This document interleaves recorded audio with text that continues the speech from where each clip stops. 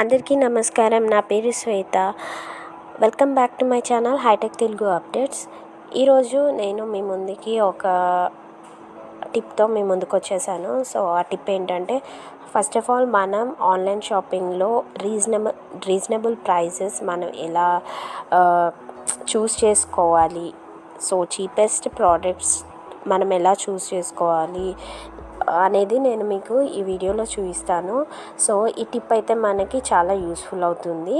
ముఖ్యంగా మనకి ఈ అమెజాన్ యాప్లో అయితే మనకి చాలా యూస్ఫుల్ అవుతుంది. రీజనబుల్ ప్రోడక్ట్స్తో, రీజనబుల్ ప్రైజెస్తో నేను మీకు ఈ వీడియోలో పూర్తిగా చూపించాలనుకుంటున్నాను.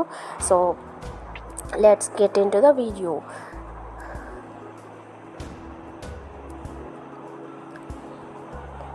ఫస్ట్ ఆఫ్ ఆల్ మనమైతే అమెజాన్ యాప్ని అయితే మనం ఓపెన్ చేసుకుందాము.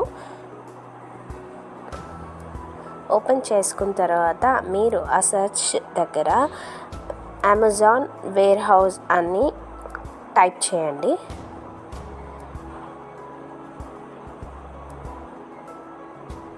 సో మనకి అమెజాన్ వేర్ హౌస్ అని టైప్ చేయగానే మనకి ఇక్కడ చాలా ప్రోడక్ట్స్ అవైలబుల్గా ఉంటాయి. సో మీరు చూసినట్టయితే మనకి చాలా రీజనబుల్ ప్రైజెస్లో మీరు మామూలుగా అమెజాన్లో కొనుక్కున్నాను కూడా చాలా రీజనబుల్ ప్రైజెస్లో మీకు దొరుకుతాయి.